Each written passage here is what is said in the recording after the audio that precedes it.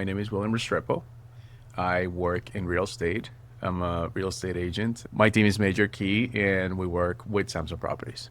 Awesome. I can't wait to hear more. Yes. So, what sparked your real estate journey was a simple conversation with a friend. Can you take us back through that journey and what ultimately led you to becoming a realtor? Yes. So you're putting a place at a specific time for things to happen to you, right? Um, I am not a runner, and it happened to be Thanksgiving 2017. And a friend of mine is like, "Hey, we're doing a turkey trot. How about you come over?" And I brought my daughters. And after we ran for 5 miles in November, uh, we started talking. And he's like, "Hey, you should get your real estate license. I just got mine, and I just had a transaction, and I sold a couple of homes." And of course, he's giving me the kind of fun part of it, the opportunities, the income, and everything. He made it sound really, really easy. I've always had kind of a passion for homes construction. My background is in civil engineering, and it just piqued my interest. And I was like, you know what? I should get my license. He's like, you're bilingual. You are good at talking to people, making relations, and this, that, and the other. And I was like, you know what? Let's go. And here I am. Awesome. It's amazing how a single conversation can change so much, right? Yes. And then, how has your background in civil engineering and construction helped you provide a different level of insight and service to your clients throughout the buying and selling process? That's a good question. So the way that I practice my civil engineering degree was doing construction management. In construction management, you are essentially in a kind of a service industry. You're servicing your client. Your client is the person building, and you're managing the contractors who are building it. You are kind of that intermediary, right? So if you want to think about like a restaurant, we are the servers, right? We're bringing orders to the kitchen from the clients in the front of the house, sort of thing. So if you convert that to real estate, it is a service and a relationship industry. And all of those skills, where I was able to bring those skills into my real estate career, and it has worked out really well. Additionally, the opportunities to, like being in the field, seeing construction, seeing things happening. Not that I'm an expert at that. I have not that many renovation skills, if you will, or fix it skills. But that kind of gives you also a little bit of a perspective into how to look at a home and how to look for those little things here and there that this might need some fixing. This is something that we need to pay attention to. Kind of those red flags. It kind of goes back and forth on the skill set. You can use them in either career. Yeah, it's nice being able to come in with, a certain set of skills that you can also utilize in like a new industry. But one thing that really stood out was your belief that real estate is a relationship business rather than a transaction business. Why has that belief become such a core part of how you serve your clients? I think that the I think that the main reason for me to look at it that way is because the transaction part of it is ancillary to the relationship part of it. It is kind of a result of that relationship part of it. Um, you typically work with people that you know, like, and trust, right? And those are the people that you want to be surrounded by. Those are the people that you want to be around, working, partying, hanging out, working out, doing all of this stuff. And the transaction part of it comes as a secondary part. I'd rather be your friend than have a bad transaction, for example, or to be money driven. I think that that is the other layer of it. The drive should be to have a relationship with a person, not just the financial aspect of it. When you start looking at people with numbers and money signs in their faces, is not that's not who I am. That's not Yeah. who I am. Yeah. And I think a relationship is trust, or a relationship and trust. It helps you better serve someone because you get to know who they are and kind of from that, you're able to better help them find what they want. Right. So one of our in our code of ethics as a realtor, and there's a difference between being a salesperson and a realtor, or an agent and a realtor. We have a higher standard. Uh, we are to be looking out for the best interest of the client, even if it goes against our own best interest. We have a fiduciary responsibility to our clients, and that's how I look at it. And as long as you keep caring about that fiduciary responsibility, again, the finances and the money will come. So you just need to really look out for them. Right. And you've worked with many different people from first time buyers to lifelong friends. Is there a client story that captures why you love what you do? Oh my goodness. So each transaction is unique, just like every home is unique. Even if two homes are have these same materials, built by the same person, one is here, the other one is there. So that makes them unique, and it is that way with every person that you work with in this industry. So each story is special in its own kind of way. One that keeps coming back to me whenever I'm asked this question is a family, 3 generations living in an apartment for 20 years. They came to me, and it was like a 7-month loan process to get them from, hey, we need to move because we fear for our safety, but we don't know what to do. We don't know, what can we do, if we need to rent, if we are able to buy or something like that. And we started working with them 7 months, if you can imagine that, to get them from a place where they had no idea to getting a single family home. Beautiful colonial, 3 stories. They can actually fit in it now, and it had an unfinished basement that it was incredible to go down in the basement, and they were already planning their dreams, the wall, the bathroom, the thing, that story, having the entire family at the settlement table and getting tears of joy after getting that hug. And you know what I mean by that hug from mom, just like she couldn't believe it. She couldn't believe it. And that story keeps coming back, Hmm. just to be able to help 3 generations all at once. Yeah, and it's amazing you were able to do that for them, especially with them, fearing for their safety. You were able to help them find a home that, because a home is so personal to everyone, right? You were able to Yes. help them find their space that, they loved. The buying process is very emotional. Typically, when you're selling a home, you do care for your neighbors, maybe not. Maybe you're leaving because of the neighbors.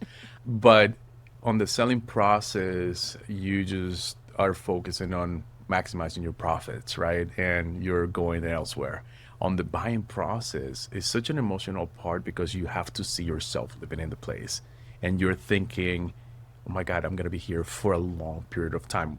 That'd be 5, 10, 15, forever home years. That's how it's looked at. So you definitely have to be emotionally vested in it. And you get the aunts and the uncles that are experts about a home 30 years ago telling them, don't do this, it's too expensive, this home is trash, the finishes are not good, it's going to fall apart. So people are moving, putting together all of their money for their down payment, going through the application process, seeing options, perhaps competing and losing. And it is a very emotionally charged process. And if you add all of the other components to it, it becomes even tougher. So I am happy to be part of it and part of that, and being able to help them navigate through that. And then, kind of tying into that, what are some of the emotional challenges people face during the process that often get overlooked? So with experience, you learn how to identify some of those things. Body language, the tone, the terms, the words that people are using. You can feel hesitation.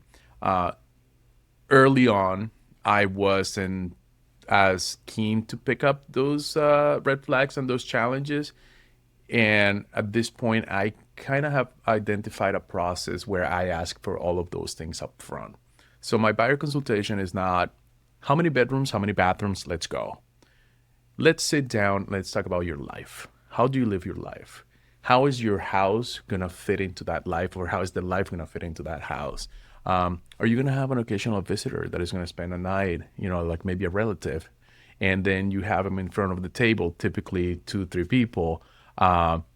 It's like, yeah, well, my mother is gonna, come to visit, and maybe she needs a place to stay. And then you see the other person going like, wait, what? She's not staying at a hotel? And that's just an example. And you want to have those things out in the open at the onset, not in the middle of a transaction, you know? Um, so it is very important for me to determine those challenges early on, particularly the motivation. Let me know your motivation. Why are you moving? People run from pain or run towards pleasure. What is driving this move? You know, it is exciting and it is happy to be going into a home, but I just told you the story of the people that were fearing for their safety. So running away from pain. So now to answer your question, like some of those challenges, um, I want to say that typically there is some financial aspects of it where some people are like, yeah, I'm willing to do this. And the other person is like, no, this is too much. I want to say that that is probably the most common one when somebody is a little hesitant and the other person is all in. And you typically have, whenever there's a group, you typically have a person that is the leader and the one taking charge, and and another person who is a little bit more passive. But typically, that person that is passive and not saying much is the one pulling the strings. Oh, how do you find a balance between making sure everybody feels heard? If there's multiple people buying a house together. Yeah, so you have to give everybody an equal opportunity to talk. That doesn't mean that they're going to, but you have to give everybody an opportunity and show consideration of like, hey, I'm hearing you. Like, do you have anything to add? Do you have anything to say? I know that you're really happy with this. I don't see you very, very keen on things. What do you think? So you kind of open the door for those conversations. Again, I want those to happen up front, not in the middle of a transaction, not after you settle on a property and now you are unhappy and you have to move. Yeah. So yeah, kind of, you try to not play favorites. That is something that can come back to backfire. That can backfire on you. So don't play favorites and try to give everybody an equal opportunity to talk. I even, whenever there is a little one at the table, I even bring them in. Like, what do you think about this? What do you think about that? So yeah, Yeah, that's also risky. yeah. You might hear things that you don't want to hear. You're But right. again, you want to hear them up front. Exactly. Giving them their opportunity to share their how they Yeah. feel. Yeah.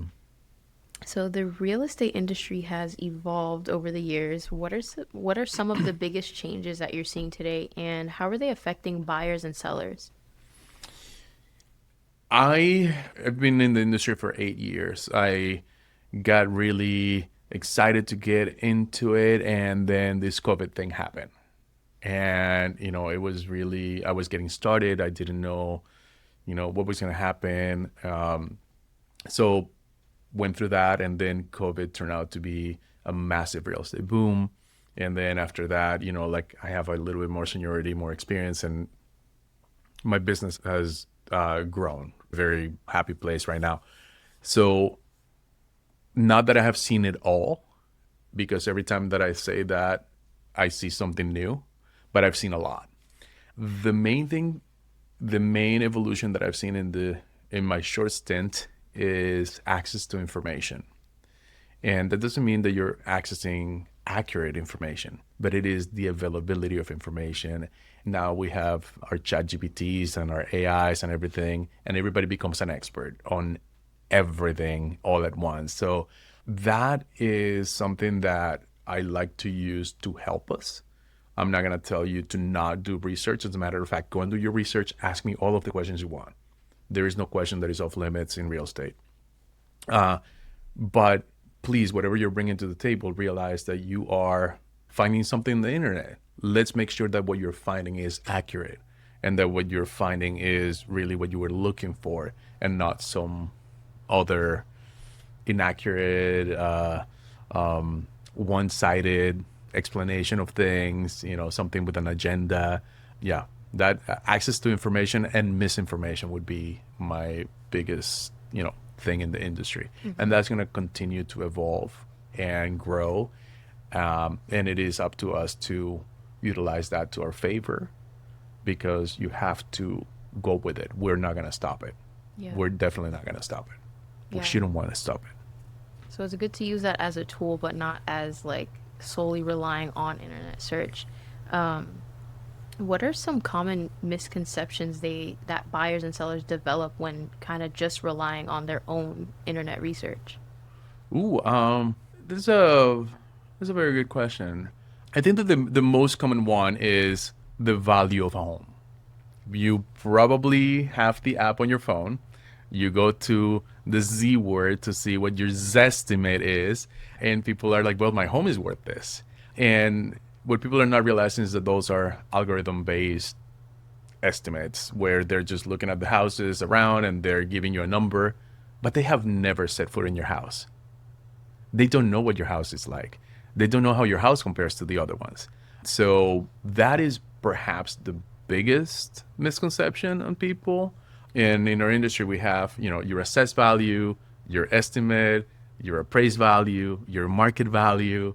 If you want to go to market, what your asking price is going to be. So all of these numbers, the value of a home is probably the biggest, I think, in my opinion, sort of aspect that brings a lot of misconceptions.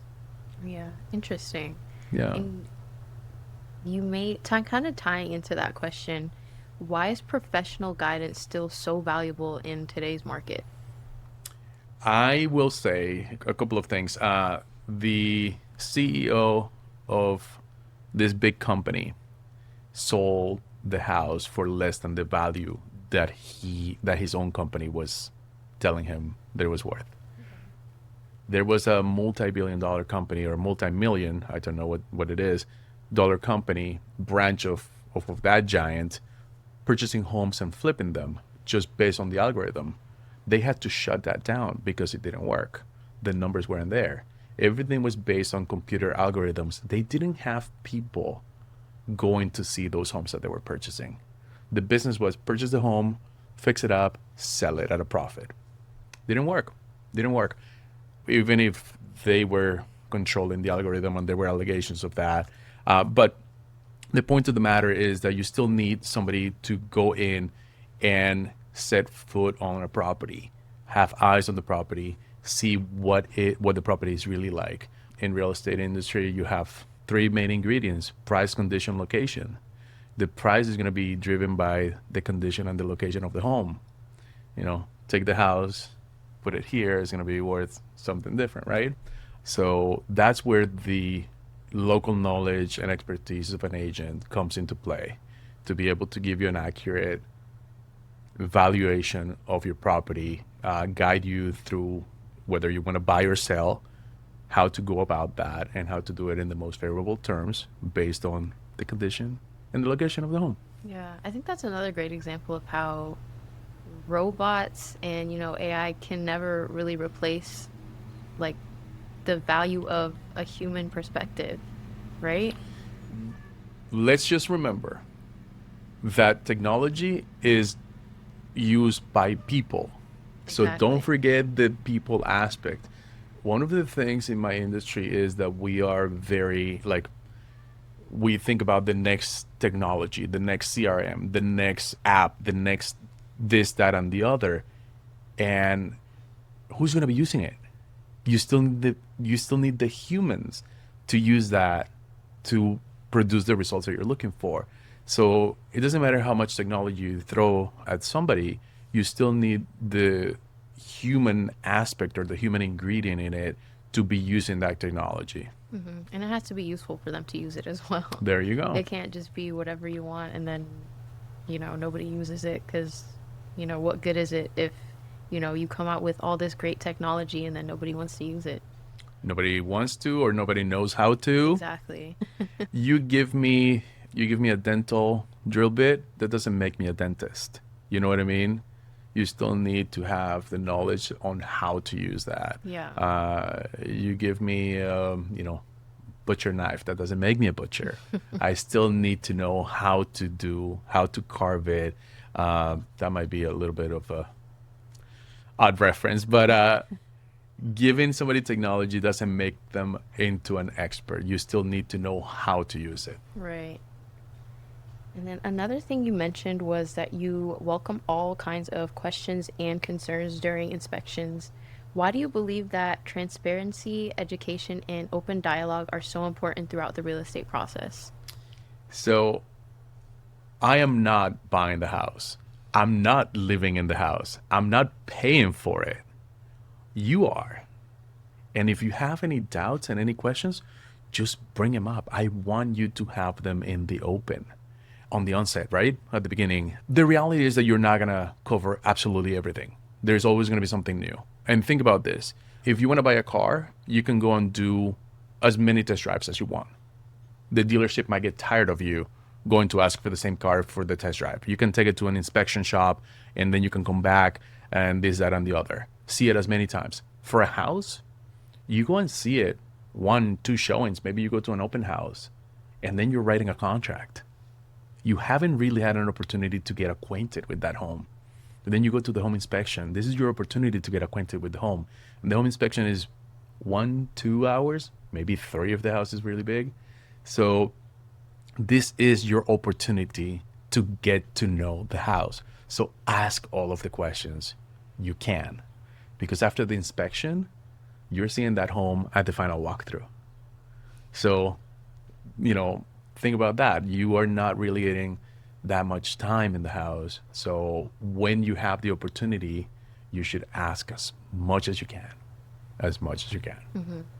Yeah. And then kind of tying into that question, what are some questions that every buyer or seller should be asking before making a major real estate decision? Ooh. Well, number one, can I afford it? Don't assume. Don't say I can't afford this, so I'm not trying it. You should ask the question from a professional. You're probably going to come to me, please, as a real estate agent, and we have the partners to connect you with that will guide you in the process. The first question should be for a buyer, what is my purchasing power? Okay, how much can I afford? And then from the how much can I afford, what am I comfortable with? Because those two things might be a little bit different. Okay, so don't overextend yourself. Make sure that you're comfortable with your monthly payments. Don't pay so much attention to the final price. Pay attention to your monthly payment. That's how people buy things.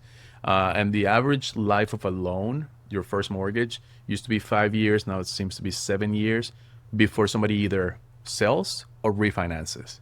So keep in mind that that is also temporary. Okay, the majority of people are either moving up or refinancing, getting better terms. So can I afford it? And then on the seller side is, I know that you love your house. I know that you put a lot of blood, sweat, and tears into it. You're not buying the house. You need to appeal to the buyers. Okay? So unless you're purchasing your own home, please work with me. We need to appeal to the buyers.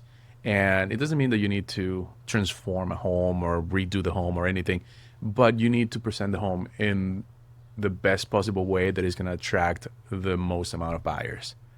So I'm not here to criticize your house. This is advice, and that's why you brought me in. So